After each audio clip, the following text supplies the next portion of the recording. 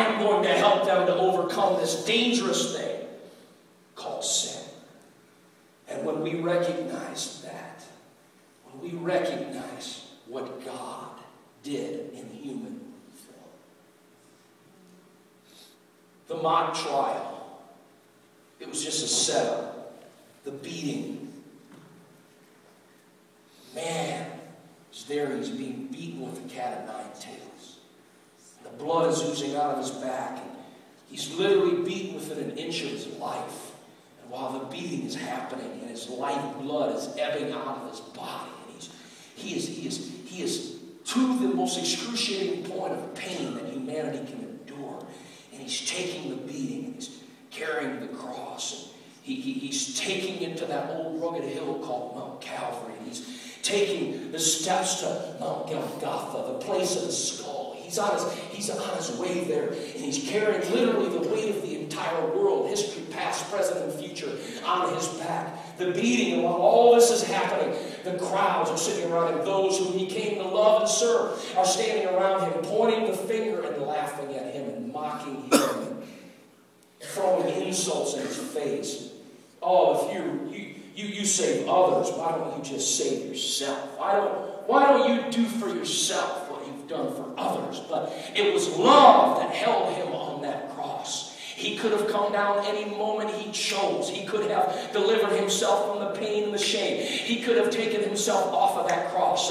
But he held himself on that cross. You say it was the nails. It wasn't the nails. It was a decision that God in flesh made, that I'm going to bear the sins of all the world. He could have called down 10,000s of angels to deliver him off of that cross. But he said, no, I'm staying here because I love this world so much. I love broken, lost humanity so much that I'm going to take their place. I love them so much that I'm going to pay the penalty for their sin. I'm going to pay the price for what they did wrong. I'm the first spotless lamb that has the ability to trade my righteousness for their sin. I'm the first one that's been capable of doing that, and do that Jesus did.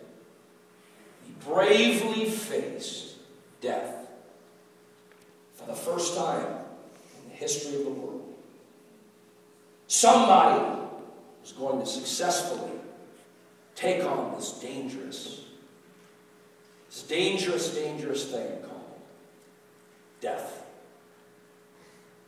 And it was more than just death. It was more than just someone breathing their last breath and giving up the ghost and dying. It went far beyond that. It was a slaying. It was a brutal murder.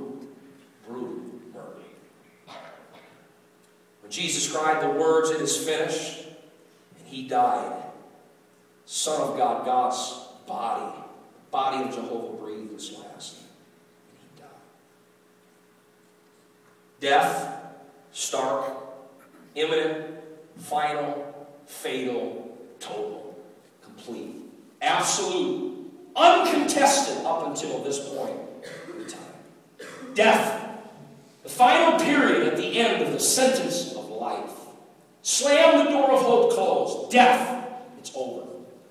It spoke of the closing of all hope when death finally dealt its last. It was final.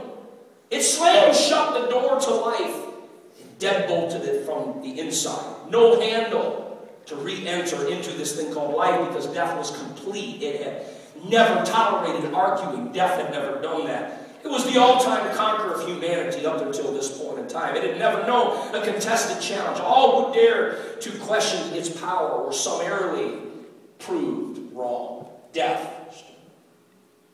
Death could exercise supreme patience. Even someone who was sick and maybe was temporarily postponed. Death always played the successful waiting game. We'll just wait. They're sick. They're better now. But death waited. Knowing that ultimately even somebody that was healed would ultimately die. It was always the last nail in the coffin. It always triumphed. Death had always won out. So death looked on. When the miracle Son of God hung upon that cross, I'm sure death was somewhat expecting what's going to happen. What? He who said he is the resurrection and the life. As death looked on, it probably wondered, okay, what's he going to do now?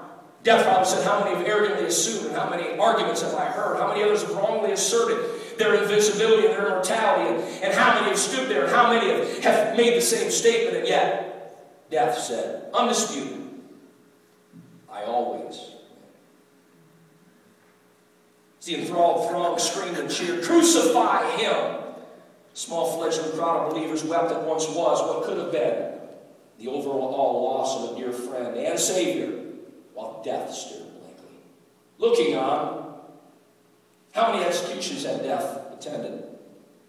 Death was the all-time undefeated, uncontested champion, waiting to claim its rightful treasure of none the less other than the Son of God, waiting at the cross.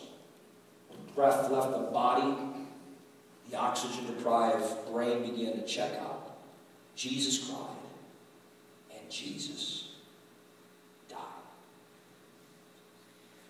The body, spirit left the body of he who had done so much. And the spirit left the body of him who had broken the bread for the 5,000. Him who had raised the child out of the coffin. Him who had cursed demons and cast them out. Him who had done so much. He hung his head, gave up the ghost, and he died. They took that body off the cross. Joseph of Arimathea, with such love and care and concern, and they took that body and they wrapped that body. They wrapped it in his precious spices, and those that were his followers who were so upset, and their Savior, their Messiah, one that they had hung their hopes and their dreams on. When they finally followed him, and they took his precious body, and Joseph, his very own tomb, and he put that precious body of him who had done so much, him who had offered eternal hope for all of mankind. They took his body and they put him into a grave cave. They took the stone and they rolled the stone in front of the grave cave. And there he was, the body of God. It seemed as though the case was shut tight. It seemed like it had been nailed shut. It seems like all that had been offered now is being mocked. But something happened. Job had tried to warn death decades and generations previous. Job had tried to warn death. Though the skin worms destroy this body, yet in my flesh. Oh, you're not kidding. Yet in my, Job said, yet in my flesh. Job was trying to prepare death for the day when this was going to come. Yet in my flesh, I shall see God.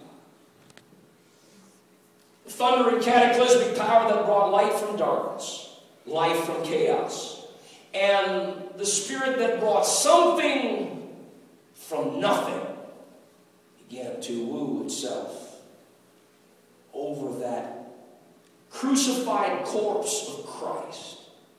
Something began to move. And something began to breathe.